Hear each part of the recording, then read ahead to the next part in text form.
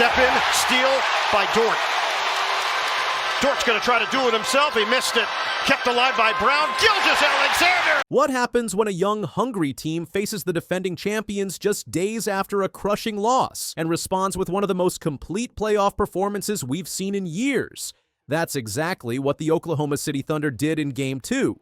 They set a new postseason record for points and a half. Shai Gilgeous-Alexander delivered a performance that will be remembered long after this series ends. And the Denver Nuggets, a team loaded with experience and talent, had no way to respond. Game 2 wasn't competitive. It was a clear and deliberate display of dominance. Oklahoma City entered Game 2 under pressure. After narrowly losing Game 1 in the final seconds, all eyes were on how this young roster would respond. They didn't come in hesitant. They came in prepared. The Thunder set the tone immediately, scoring 45 points in the first quarter, an all-time franchise record for a playoff quarter, while shooting 71.4% from the field. That level of shot-making and ball movement set the stage for what would become a truly historic night. But what followed was even more emphatic. By halftime, Oklahoma City had posted 87 points, setting a new NBA playoff record for most points in the first half. The previous record, 86 by the Cavaliers in the 2017 NBA Finals, stood for 8 years. Holmgren, who had missed 2 key free throws in Game 1, was the one to break it, calmly hitting 2 free throws with 1 second left in the half. At the break, the Thunder led 87-56. It wasn't just that they were winning. They were dominating every phase of the game: tempo, execution, and energy. Shai Gilgeous-Alexander only needed 3 quarters to completely control the game. In just 30 minutes, he put up 34 points on 11 of 13 shooting, handed out 8 assists, grabbed 4 rebounds, and made all 11 of his free throws. He never forced the action, yet dictated the pace and flow every moment he was on the floor. Gilgeous-Alexander posted a +51 plus-minus, the highest ever recorded in an NBA playoff game, and at halftime, he had already accumulated a +34, the 5th highest mark ever for a single half. His ability to balance scoring with playmaking stood out most. He read the floor like a veteran, drawing double teams and punishing Denver's defense with sharp passing. After the game, Thunder coach Mark Daigneault said, 34 points on 13 shots is hard to do, so that was impressive." Daigneault said, "But I thought his floor game was really good. I thought his pace was really good. He was off the ball early. He made them pay when they overhelped on him. He had the ball ahead of him all night, so he got his teammates shots too. It wasn't just a one-man show. He was super efficient. He had an unbelievable blend tonight. This performance was not just efficient, it was surgical." While SGA was the engine, Oklahoma City's dominance came from every corner of the roster. This was not a one-man show. It was a team connected by purpose and confidence. 8 Thunder players scored in double figures. Jalen Williams delivered a well-rounded game with 17 points, 7 assists, and 4 rebounds. Holmgren added 15 points and 11 rebounds, erasing the memory of his late-missed free throws in Game 1. Josh Giddey, Isaiah Joe, and Aaron Wiggins all played key minutes that contributed to the offensive rhythm. The Thunder shot a scorching 59% from the field and hit 17 of 18 free throws, but it was the quality of their possessions that stood out. They turned good shots into great ones, consistently forcing Denver to rotate and chase. One of the signature moments came when Gilgeous-Alexander found Jalen Williams on a lob for a two-handed dunk to extend the lead to 78-43. It was the kind of play that summarized their chemistry: quick decision-making, precise execution, and total confidence. The Nuggets came into Game 2 with momentum, but that disappeared quickly. Nikola Jokic, coming off a monster Game 1 where he scored 42 points and grabbed 22 rebounds, was held to 17 points and 8 rebounds. He fouled out late in the third quarter after a night of uncharacteristic frustration. Russell Westbrook led the Nuggets with 19 points, but his emotional night included a technical foul just moments after entering the game. The Thunder fans who cheered him in Game 1 booed as he stepped on the court in Game 2. Denver interim coach David Adelman didn't hide his disappointment.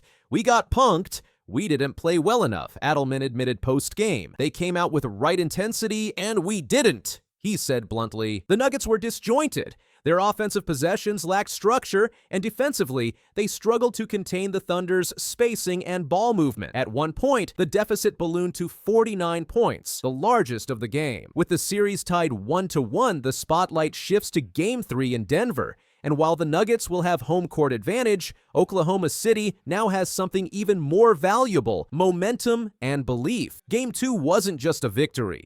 It was a performance that resets expectations for the rest of the series. The Thunder not only evened the score, but exposed weaknesses in Denver's rotation, pace, and defensive communication. "We came out here desperate," Gilgeous-Alexander said. "We knew what it would look like going down 0-2 on the road. That wasn't really an option for us. We knew that waking up this morning. We did the necessary things to get the W. It's about watching it, just like we did the last game, and getting ready for the next one. It's a really good basketball team over there, and every game is going to look different. We gotta be ready." Oklahoma City didn't panic after the Game 1 loss. They responded with focus, clarity, and a commitment to playing their style of basketball. Game 2 was a turning point, not just in the series, but possibly in how the Thunder are viewed as a playoff contender. What stood out wasn't the score, or even the records. It was how composed Oklahoma City looked in the face of pressure. They played like a team that knew exactly who they were and exactly how to execute.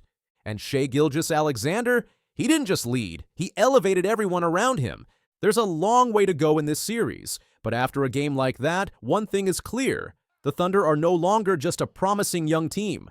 They're a real threat, and the Nuggets, like the rest of the league, will need to figure out how to handle them.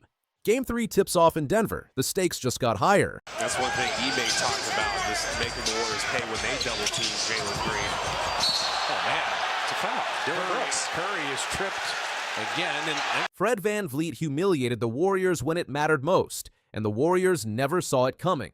VanVleet torched Golden State with 29 points in Friday's Game 6, shooting an incredible 7 of 13 from the field and 6 of 9 from deep. The Houston Rockets stayed alive with a 115-107 victory, forcing a deciding Game 7 scheduled for Sunday at 8:30 p.m. ET. Throughout the contest, the Warriors maintained striking distance, but each step forward met an immediate Rockets response. VanVleet provided most of those answers, drilling three-pointer after three-pointer. His 17 made threes over the past 3 games broke the franchise record in Houston. This performance brought back painful memories for Golden State. Remember 2016. The Warriors entered a Game 7 after squandering a 3-1 finals advantage, resulting in their historic collapse against Cleveland. VanVleet himself delivered 22 points, including 12 crucial fourth-quarter tallies when Toronto defeated Golden State for the championship in 2019. The fourth quarter showcased Houston's dominance. VanVleet powered a 12-0 run that effectively ended the contest. Golden State struggled so badly offensively that their second field goal of the quarter didn't arrive until under 4 minutes remained. But wait, there is more. This represented a mature victory for Houston, surviving multiple challenges: Stephen Curry's heroics, Draymond Green's antics, persistent fouling of Steven Adams, and a Chase Center crowd that roared before falling silent midway through the final period. Curry's workload raises serious questions heading into Game 7. The 37-year-old played 42 minutes, his highest total of the series. Warriors coach Steve Kerr employed him for essentially every competitive minute of the second half. When Curry picked up his third foul in the second quarter, Kerr kept him on the floor and witnessed an 11-0 personal scoring run. During a 5-possession stretch, the sequence went Curry three-pointer, Buddy Hield miss, Curry and one conversion, Curry free throws, Curry three-pointer. Curry managed only the briefest of breathers in the third quarter, exiting for exactly 2 seconds during a Hack and Adams foul situation. He needed to sit down, but returned immediately. His 42-minute night matched what some compared to J.J. Redick's controversial rotation decisions. Draymond Green's flagrant fouls emerged as another storyline. Minutes into the contest, he earned his second flagrant for grabbing Jalen Green's hair and pushing him down. History suggests trouble ahead. Green received a 1-game suspension during the 2016 finals after accumulating 4 flagrant fouls across the playoffs. 2 more flagrant fouls would sideline Golden State's starting power forward for their next game, assuming they survive Sunday's elimination contest. Even ESPN's announcers expressed fatigue with Green's behavior during the broadcast.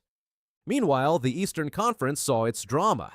Jalen Brunson's game-winning three-pointer from the top of the arc clinched the Knicks' 116-113 victory over Detroit, completing their 4-2 series victory.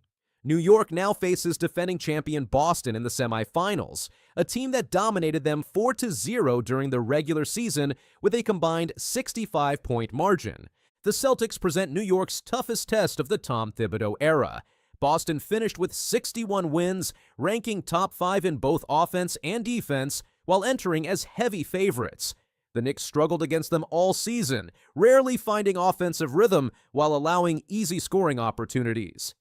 Brunson finished with 40 points, shooting 15 of 33 while adding 7 assists and 4 rebounds. Mikal Bridges contributed 25 points. OJ Anunoby scored 22, and Karl Anthony Towns grabbed 15 rebounds before fouling out. Cade Cunningham led Detroit with 23 points, 8 assists, and 7 rebounds, though he missed all 8 three-point attempts. Jalen Duren added 21 points while providing interior defense. Malik Beasley hit 6 of 13 threes for 20 points, but went cold in the second half. The Knicks established early control, shooting 60% in the first quarter, with Brunson scoring 15 points. New York built a 42-27 advantage early in the second quarter before Detroit mounted a comeback. The Pistons outscored the Knicks 38-22 in the second quarter, taking a 61-59 halftime lead on Beasley's sixth three of the half. New York responded with a strong third quarter, opening with a 15-6 run that included a crucial fourth foul on Duren. The Knicks extended their lead through balanced scoring, though Detroit briefly went without a center when Isaiah Stewart remained sidelined with knee inflammation. Cunningham's jumper gave Detroit a 105-103 advantage with 5 minutes remaining, capping a 13-0 run. Josh Hart tied the score on the next possession, but the Pistons struck for 7 straight points during a Knicks cold streak. With 35 seconds left, Bridges converted a putback to tie the score at 113-113.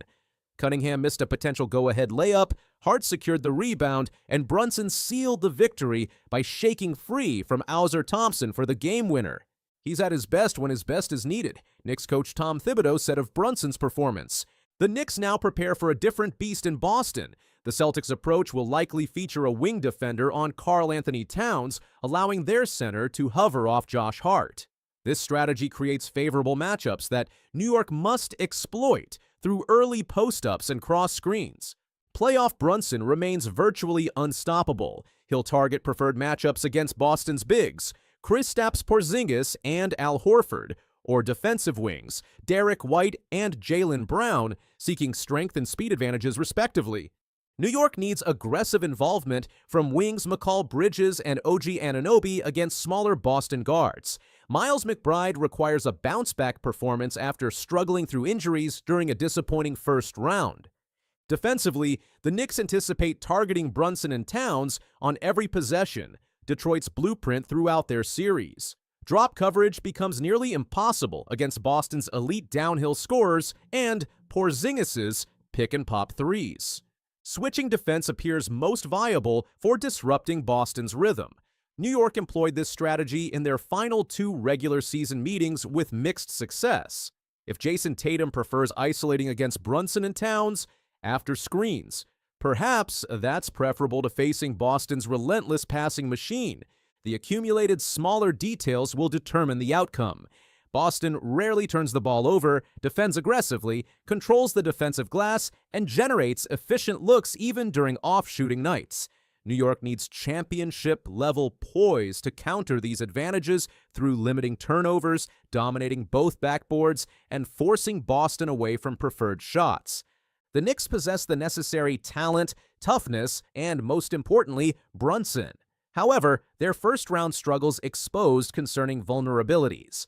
Barring dramatic improvement, this series likely concludes in 5 games.